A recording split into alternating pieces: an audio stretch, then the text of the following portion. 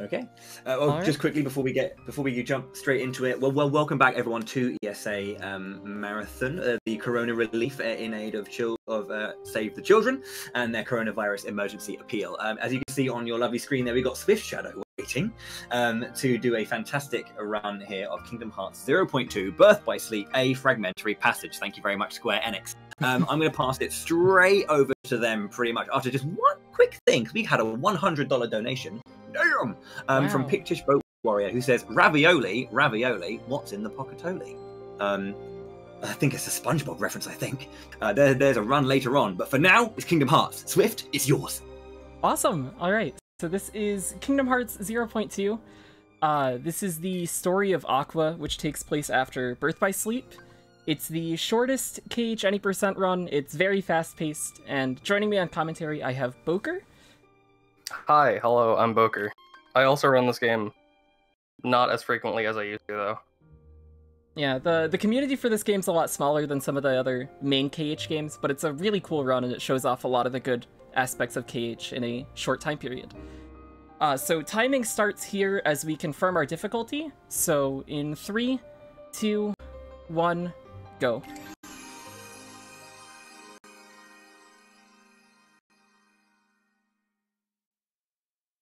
Okay, so right away, we're gonna have cutscene skip because it's Kingdom Hearts. There's usually a lot of cutscenes all the time.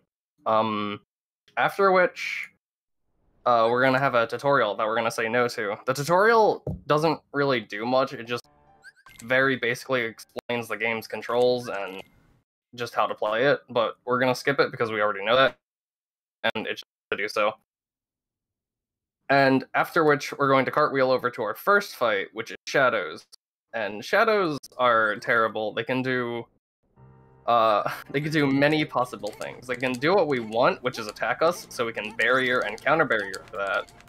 Or they can just run away. We want to be able to counter barrier them, because the counter barrier one-shots them, and it hits a very large AoE. So hopefully we'll be able to take out both waves with one counter barrier each. So right away we're going to cartwheel backwards in order to hopefully manipulate their AI to group together. Unfortunately, okay, that was not bad. Fine. That was not bad. I thought one was gonna just walk away completely. That's like what they usually I was thinking do. as well. The first attack was great, and then that second set was a little slower, but we killed all but one. Now we have a little auto hop segment here, but we're gonna just avoid that as much as possible because it's slow. Aqua auto hops very slowly in this game, so we just want to skip it as much as possible. Again, we're cartwheeling backwards so that we can manipulate the shadows to group up. There, Swift delayed his counter barrier to hit as many shadows as possible, and now he's gonna do a set of 2 hits and then cartwheeling out, because in this game you're able to cancel your combos by cartwheeling out of them. And that was actually a really good set of shadows. We've had good shadows all this week, so I was kind of scared of how they were going to go. I was afraid as well. Shadows is a very heavy reset point when you're going for a good time, because you kind of just have to hope that Shadows agree with you. But as we've been practicing leading up to this, Shadows have been very kind to me. Yeah. Now we have more cutscenes. Cutscene Central. And we're about to cartwheel over into Gears, and Gears is a section of the game where we have a few cutscenes unskippable, and each gear that we break will unlock a piece of Aqua's kit. And that one right there, that happened in the cutscene that we split, gave us magic. And from there we can grind on the Blizzard Trail, because that's a thing that they added in this. It's also in KH3. And now we're going to abuse Combo Master, which is a mechanic in the game that allows you to extend your combo even if you don't actually hit an enemy. We're also going to swap out some hits in the combo with Fire Magic, which is just in general faster than doing normal attack animation. And this gear is going to unlock Double Flight, which is essentially just a second jump that gives a lot of extra height. Here we're going to cartwheel over to the next gear, double flighting up here and attacking to get, attacking when we get enough height in order to cut off the landing. Here we're going to use fires as we're going down, and then breaking the gear, so we can minimize the downtime on attacks in order to break the gear as fast as possible. Yeah, as I fell down there, I did a few fires to hit the lamp as well, and that makes the lamp drop a split of HP or MP orbs. Unfortunately, I didn't get any MP, but if I did get MP, I would be able to use an extra fire on the next gear. Okay, here we're gonna grab an Ether. Ethers are important because this is a very magic-heavy game, and Ethers, if you've played Final Fantasy, they always restore magic.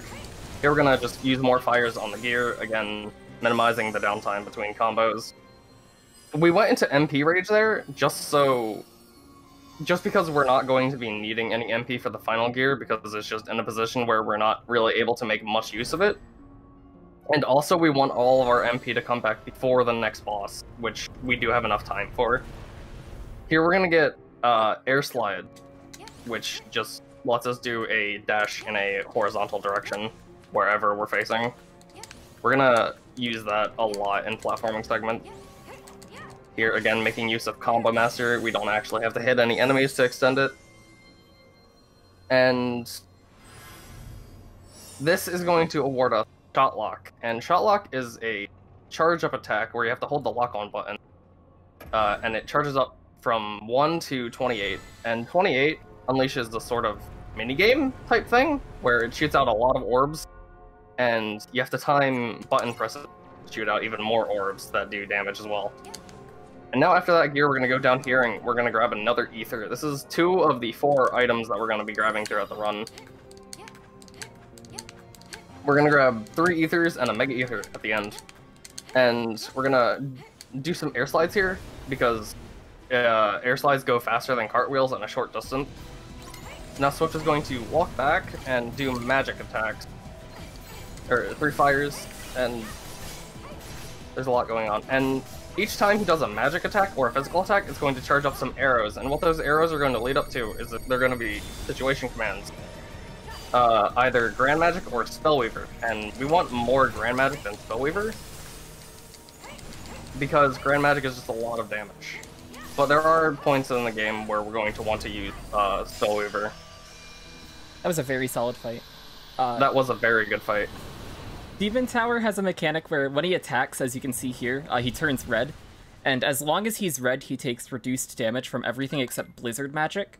And the combos that I do in that fight are specifically designed to stop him from attacking. When we do the Blizzaja situation commands, it acts like a stun to him, so he doesn't want to attack there. And that's what allowed me to get that shot lock off and do the combos I did without him attacking multiple times.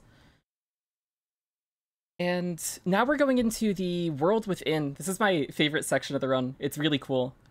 It's got a lot of good movement, and some of the most consistent fights in the run being the Phantom Aqua boss fights. So going here, we go into this first mirror. The gimmick of this world is there's a lot of mirrors, and each mirror has their own mechanic that they want you to use, or their own little gimmick. So this mirror in particular has mirrors that you can activate to create platforms, but we skip all but one of them in the run. So there's a mirror down there that would make a platform to get up here, but with the jump that we did, we can get up here. This is the hardest jump in the run, so I'm gonna do a combo at a very specific angle there. I'm really happy I got that. That combo that I did at that angle causes Aqua to collide with the ground in a weird way so that she pulls herself up there. It saves about a second over the slower alternative, where you double jump on top of the pillar that's behind you, but if you miss it, you lose like 10 or 15 seconds. It's pretty bad. I'm sorry for finding that. It's a great jump. It's a good time save. It's just incredibly hard to do. If you're off on the angle, Aqua just doesn't pull herself up, or if you're too low, she'll just fall. And that last mirror is the only mirror we have to do in that section. What it did is it disappeared the platform that was in front of us so that it would circle around, and it comes back behind us, and we can activate it. Now we have the Aqua 1 fight. She has a bunch of different things she can do here that I have to react to. Which she laughed there. That's an audio cue that she's going to teleport up here. So I double flight and do fires to catch her. And then I'm going to do another fire and combo her here. And then I'll do a hit here to kill. So the Aqua fights have a thing called revenge value. If you're familiar with KH2, this concept is probably something that you know, but as we attack her, each attack that we do builds up her revenge value, and when that hits a certain point, she wants to retaliate, and the combos that I do there, by swapping at a fire, she doesn't hit her revenge value. And now we've got a little bit of downtime here as we go to the second Aqua fight, so this is a good time for a donation if we have one. Thank you very much, Swift. Well, there is in fact one for you, a $5 donation from Jordan that just says, "Good luck, Swift, you're ins." Good boy. So thank you very much there. Thank you, Jordan. And there's a $100 donation from Ananas that just goes, "Metal Gear." So yeah, Metal Gear's coming up soon at some point. So yeah, Awesome. there we go. Back to you guys. That was perfect. And now we're This going is into Aqua 2. Yes. Aqua 2 is Aqua 1, but faster.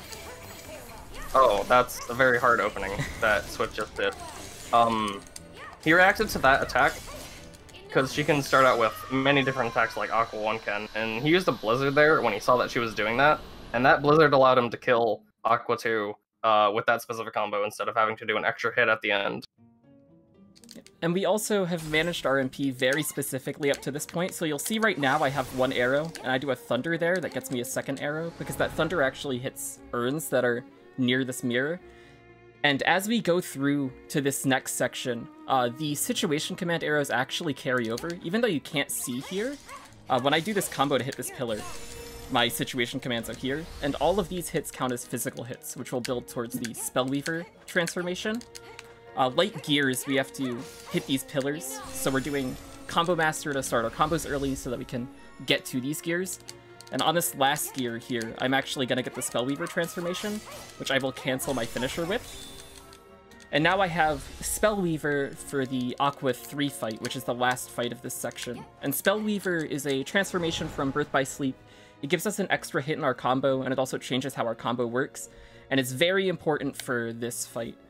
So Aqua is also going to go Spellweaver here. This is completely different from the other two Aqua fights. But like those, I have to react to the attack she gives me at the start, which she gave me the best attack. And I'm going to do 5 hits here, and then 2 hits, 2 fires, hit finisher. And we're abusing her RV here, where fire actually slightly reduces it, so that she won't be able to get out of this loop. And here, I'm going to do 4 hits, and Firaja to kill. RV stands for Revenge Value, by the way. Yes. In case you haven't caught on. And now, that's the end of The World Within. It's one of the most consistent parts of the run. There's a little bit of variability with just what attacks the Aquas choose to do and reacting to those. We're also seeing another Blizzard Trail here, so I'm going to air slide onto the save point so that I refill my MP and focus, so that we have... we're full up going into the Forest of Thorns, which is the scariest section of the run, so I'm going to take a back seat and let Boker take the lead on commentary here while I focus on some of the harder fights. Okay, so this is Forest of Thorns. It has some of the hardest fights in the entire run, as Swift said. This area's gimmick is you have a bunch of vines that you can do any real attack break, but we're just going to use Thunder because Thunder can take out a lot of vines very quickly, and those red vines there, they can only be taken out by fire, unfortunately.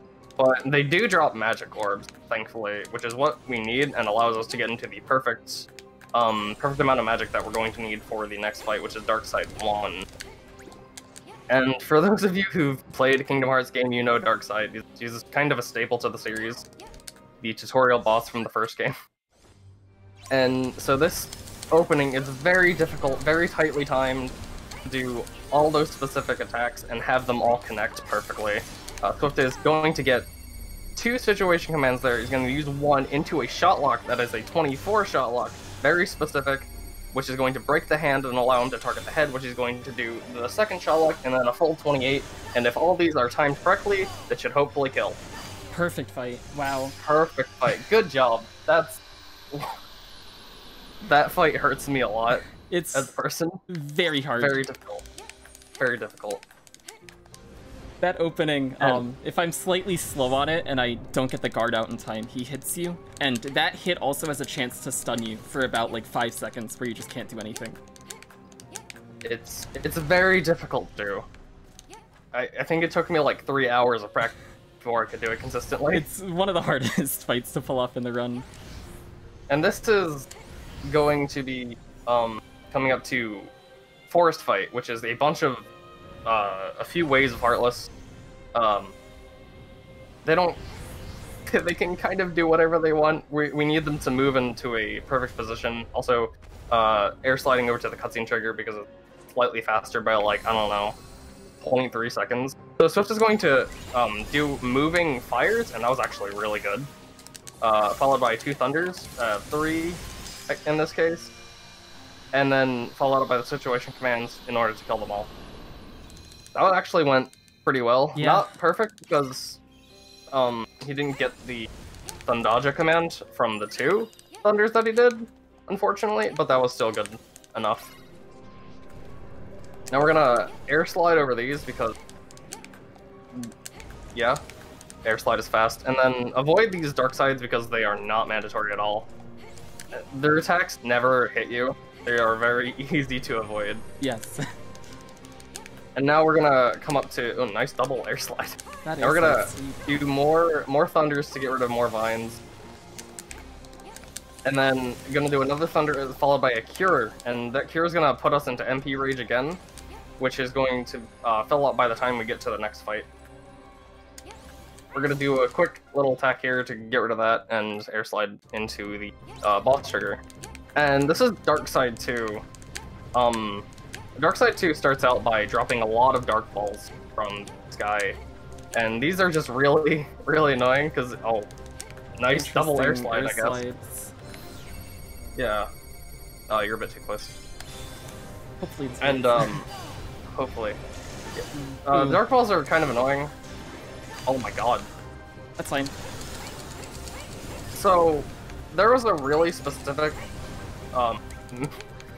part to mash out the situation commands there, because we want to get, or not situation, to mash out Blizzard there, because we want to make it so that the game gives us the Blizzaja and the Fire-Raja situation command. And Shotlock has this weird attribute where normally it shouldn't count towards situation commands, but if you mash out a magic command, it will build up to that, it will build up hits towards that situation command. So if you mash out a Blizzard, each of the Shotlock hits that follow that Blizzard cast will count towards the Blizzaja situation command. And this is Demon Tower 2. He sucks. I'm Yes, sorry, Swift. it's a for really finding bad this. fight. So hopefully Mickey cooperates and we get through the fight without ever getting in it. So we're going to use Blizzard because we want to hit the Blizzaja situation command. And as we've said earlier, the Blizzaja situation command works as a stun towards Demon Tower and does not allow him to attack. Now Swift is going to throw out some magic, alternating between using Blizzard and Fire to hopefully get both of those situation commands. And the game did cooperate, thankfully. Going to use the Blizzaja first, again, because it acts as a stun. Now he's gonna pop out that, and oh my lord! Really good, Mickey. Oh, but he attacked. That's unlucky. That was unfortunate. That was really unfortunate. Usually the situation command, the transformation commands also act as a stun. Sometimes they just don't, and the Mickey, or the Wayfinder finisher is very strong, so he can just do those situation commands, and if he didn't attack, that would have been a perfect fight. Yeah. But still, it wasn't that bad because he only got attacked once. When he attacks there, he can just choose to attack again. I think the most that I've seen is 5 in a row. I've seen 6. Oh god. He's done 6. And again, as he's attacking, he takes reduced damage. I've seen 7 for the first fight. And now we're on the way to the final boss. We're gonna pick up a Mega Ether chest here. This is the last item we pick up in the run. And we also have time for another donation or two as we go into the final boss. We have time for all the donuts in the world. Go for it. And I'll see what we got here as you make your way towards that finale. Okay. We have a $15 donation from Tom Parno that says, Noir all the way, my dudes. Good luck on the run, Matty. Now, I'm not sure which run that is connected to. I'm not going to lie to you. But thank you very much for the $15. And I'll make sure that whoever that was aimed at. We'll get that those words, and the thanks will be had. Thank you very much indeed for the kind donation. I apologize that I read that one slightly somewhat out of context, but it's appreciated all the same. But yeah, thank you very much indeed. Of course, all the donations do go to support Save the Children's Corona Emergency Appeal. So you're doing an amazing thing. We're all appreciative of that. So thank you so much indeed. Back to you guys. Okay, cool. So this is Demon Tide, and that was really good. Oh, never mind. Oh, he gave me the worst attack. Yeah. So what Swift did there was he started out with a shot lock, because what that does is that's going to break the core, which allows him to do a lot more damage. And unfortunately, he gave the worst possible attack, but it's fine because Swift handled it really well. And now we're going to use more shot locks, and we're going to abuse quick charge, as we now call it. We didn't decide on that name 2 minutes before the run. No, not at all. Which, as I explained in Darkside 2, allows us to abuse the hits from the shot lock to count towards magic situation command. Specifically timed oh, that was unfortunate. The game did not give him the multiple, and we're going into a second phase now. And Swift did a Blizzard Trail over to the boxes, which gave him more hits, as well as broke the boxes and dropped a lot of orbs, which we want. And time is coming up soon as we do the final hit on this boss. Yeah. Again, using the quick charge mechanic. So this shot lock should do it, I hope. Yeah. Time. That's time. There you go. That was a really good run. Yeah, that was very, very solid, especially for an reset. As we kind of covered throughout the run, the game, especially in terms of situation commands and what the enemies want to do, they can just not cooperate with what you want them to do, and handling that takes more time than just getting the optimal fight. So no resets tend to be quite a bit behind PB. Indeed. This is a very difficult run, and this is the only reason why this game exists. We also have some shoutouts. Huge shout out to Jordan the Darkness, who also donated earlier. He's the only person who runs this on a base PS4. There's a slight difference between PS4 Pro and base PS4, where you're able to get more shot lock out on Pro because the better frame rate. And then another humongous shout out to Arims, who is the world record holder on the PS4 Pro version. He's the reason why the run looks as fast as it does. The Darkside 2 strats, the Aqua 3 strats, a lot of the stuff that we do was found by him, and he's pushed this game to another level. And then he found most of the strats in the run. Yes. I found all the bad ones. He'd come in whenever like people would get close, and he'd lower record by about 30 seconds every single time and just show people that there's a lot more work to be done. And also huge thanks to Boker for being here on commentary, and also for anybody looking to get into the run, Boker has a tutorial for the run on YouTube, which is a very good resource, and then I also have a document of notes, which is linked on the speedrun.com page. This is one of the easiest KH runs to learn because of how short it is, and it's also just a really cool run with a lot of good strats in it as well. My tutorial is also on the speedrun.com resources page. Yes. So, yeah, be sure to visit that if you feel like, picking up the run for yourself and trying it out. If you have any questions, you can ask either myself or Swift. Swift probably is the better choice because he streams more than I do.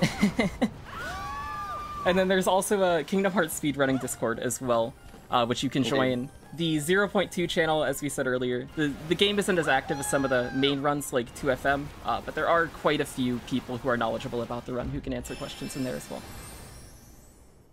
Also, if you paid close attention, you'll see Mickey lost his shirt. That's the only reason for this game to exist. Very important. And that's all from us, I think. Excellent. Yeah, that's about it. Thank you very much, guys. Indeed, GG's against Swift. A nice, short, sharp, but very impressive run. So thank you so much indeed. And your charisma and energy was very much appreciated by all. So cheers, cheers, cheers. Thank you. Hope you all enjoyed the run. Thanks for having us. Okay, we're going to have a quick look ahead then as we leave Kingdom Hearts and we go on to another exciting and fun story. We're going to be having Yoshi's Story coming up next. So if you are looking forward to some Yoshi Story, stick around. We're going to just jump to a quick intermission And when we come back, it's Yoshi story time.